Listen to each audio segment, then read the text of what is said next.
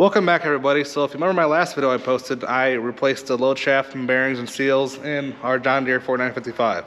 And we are doing the same thing on our John Deere 4020.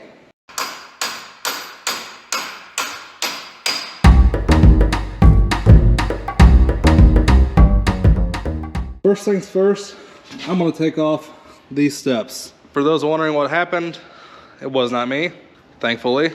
We were disking our tile runs and the tractor wasn't high enough. So, yeah. What I am going to do is I'm going to cut this bottom step off right about here, and I'll weld it onto our 4955 bottom step, so might as well make some use of it. I'll tell you what, if you don't have one of these already, a 1/2-inch Milwaukee Impact, they are 100% worth the money. They're like 230 bucks and it has a lot of power. I am very impressed with it.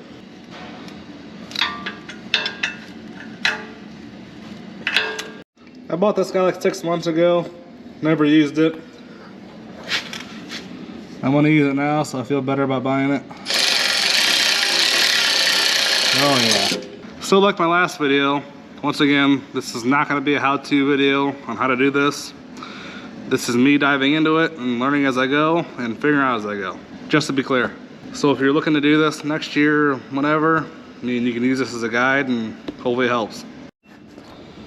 So first thing, you probably want to drain the oil out of the tractor. I think it holds about 15 gallons. There's probably not that much in here right now. Looking at the floor. So this is 1.25 inches. Next thing you want to do is pull this guy out. Pretty easy. There's one pin that goes right here. You just pop it up and it'll slide right out. So my wife spent the day with her mother, so now they're on the way back and she's dropping her off to me. So I gotta take some preventative steps.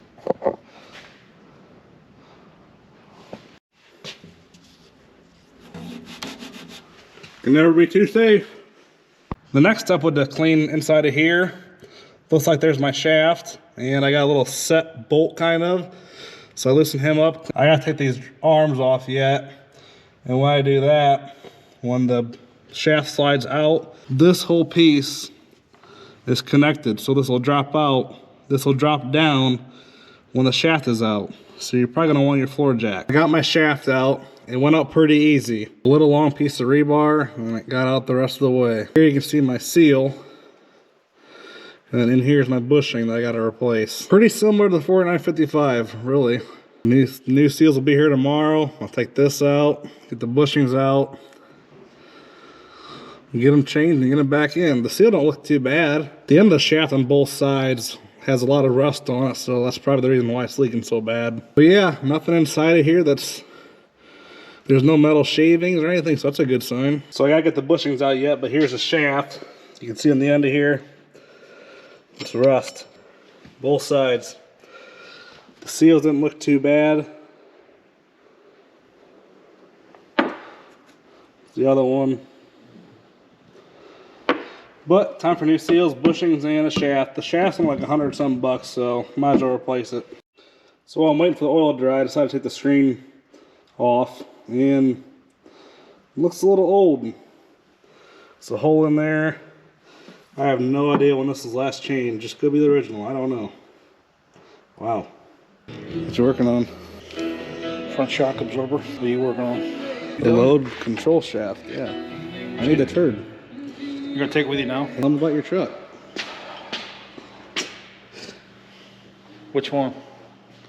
There's a bunch of internationals. How about the one you're working on? So it's a 1973 Travelette International. Chassis is about done. The cab's gonna get dipped next couple weeks, hopefully. Engine's ready to go. This one here's a 75 Red International. Then my 71 pulling truck. And back there's a 75 200D back there in the corner. And the other 10 or 12 are over at your place. Why it's called the turd, I don't know.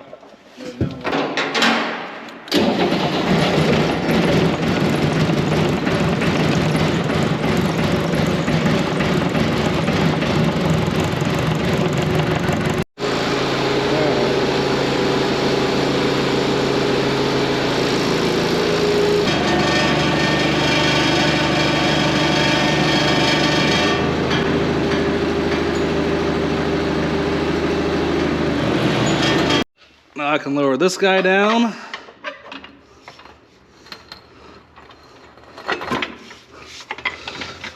And get him out of my way.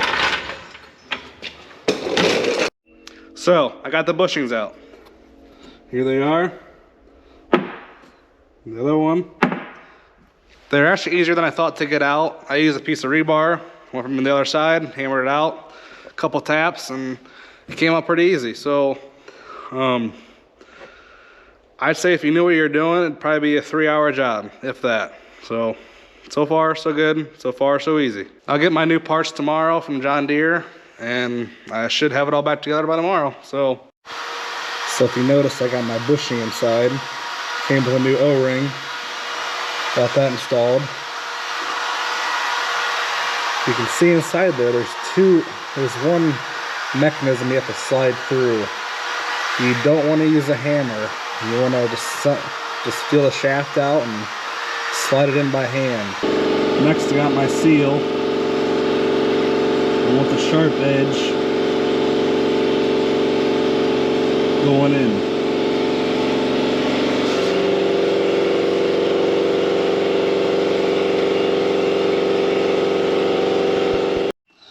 Time to put the drain plug back in.